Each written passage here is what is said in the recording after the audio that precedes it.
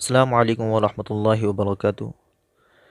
جیسے کہ آپ سبھی کو علم ہوگا کہ الحمدللہ ہم نے ان 24 آیتوں کے جواب دینے کا سلسلہ شروع کیا ہے، جس پر غیر مسلمین اعتراضات کرتے ہیں اور ان کے چند ٹکڑے اٹھا کر ان کا ترجمہ بغیر مطلب کے سمجھ کر بیان کرتے ہیں اور فتنہ پھیلانے کی کوشش کرتے ہیں اور اسلام پر نکتہ چینی کرتے ہیں اور ہمارے اسلام کو بدنام کرنے کی کوشش کرتے ہیں۔ اس کی الحمدللہ 3 قسطیں مکمل ہو چکی ہیں، جو کہ چوتھی قسط بنانے جا رہے ہیں ہم۔ اگر آپ نے ان 3 قسطوں کو نہیں دیکھا تو نیچے ڈسکرپشن پر لنک دی ہوئی ہے، آپ ان کو دیکھ کر استفادہ حاصل کر سکتے ہیں۔ چلیے شروع کرتے ہیں، انشاءاللہ بڑا نفع ہوگا۔ آخر مسلمانوں کا قصور کیا تھا؟ مذہبی دنیا میں ہر شخص کو نظریاتی اعتبار سے فکری آزادی حاصل ہوتی ہے اور کسی شخص کو محض اس کے ذاتی نظریہ اور عقیدے کی بنا پر سزا کا مستحق نہیں سمجھا جاتا۔ اب سوچنے کی بات یہ ہے کہ ان مسلمانوں کو کفار مکہ نے جن مظالم کا تختہ مشق بنایا، اس کی بنیاد کیا تھی؟ سرور عالم حضرت محمد مصطفیٰ صلی اللہ علیہ وسلم اور آپ کے ہاتھ پر ایمان لانے والوں نے مکہ والوں کا آخر کیا بگاڑا تھا؟ یہ حضرات نہ تو وہاں کے سرداروں کی حکومت میں کوئی خلل ڈال رہے تھے، نہ مالداروں کے مال و دولت میں کسی حصے کا طالب تھے۔ وہ تو محض ایک نظریے کو لے کر اٹھے تھے، اور وہ نظریہ یہ تھا کہ ایک خدا واحد کی پرستش کی جائے اور اس کا ہمسر کسی کو قرار نہ دیا جائے۔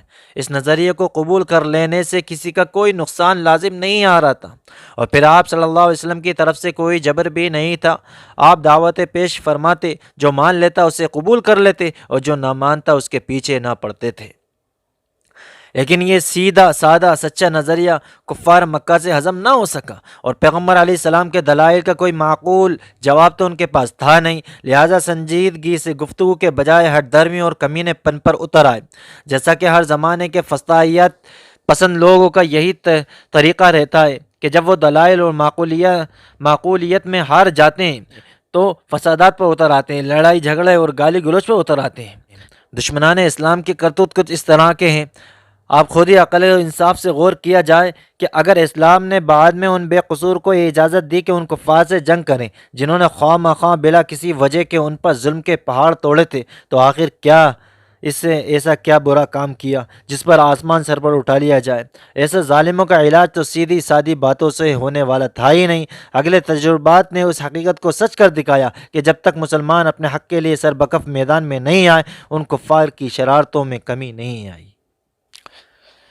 اب میں قرآن کی 7ویں آیت بیان کرتا ہوں، جس پر کفار لوگ اس کا چھوٹا سا جز اٹھا کر غیر مسلمین لوگ کس طریقے سے فتنہ پھیلانے کی کوشش کرتے ہیں۔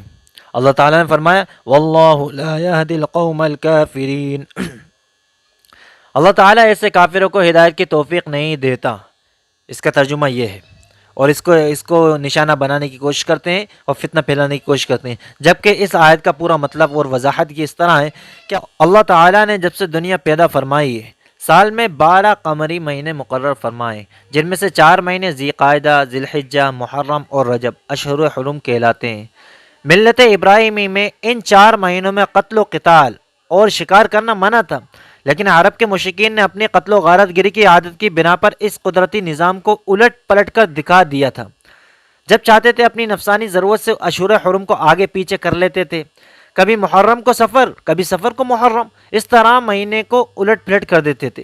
قرآن کریم میں ان کے اس عمل پر شدید نکیر فرمائی گئی، اور اس بارے میں پوری آیت اس طرح نازل ہوئی انما النسیء زیادۃ فی الکفر یضل به الذین کفروا یحلونہ عاما ویحرمونہ عاما لیواطئوا عدہ ما حرم اللہ فیحلوا ما حرم اللہ زین لهم سوء اعمالهم واللہ لا یہدی القوم الکافرین۔ مہینوں کو ہٹا دینا کفر میں اور ترقی ہے، جس سے کفار گمراہ کیے جاتے ہیں۔ حلال کر لیتے ہیں اس مہینے کو 1 برس اور دوسرے سال حرام رکھتے ہیں، تاکہ اللہ تعالیٰ نے جو مہینے حرام کیے ہیں ان کی گنتی پوری کر لیں۔ پھر اللہ کے حرام کیے ہوئے مہینے کو حلال کر لیتے ہیں۔ ان کی بدعمالیاں ان کو اچھی معلوم ہوتی ہیں، اور اللہ تعالیٰ ایسے کافروں کو ہدایت کی توفیق نہیں دیتا۔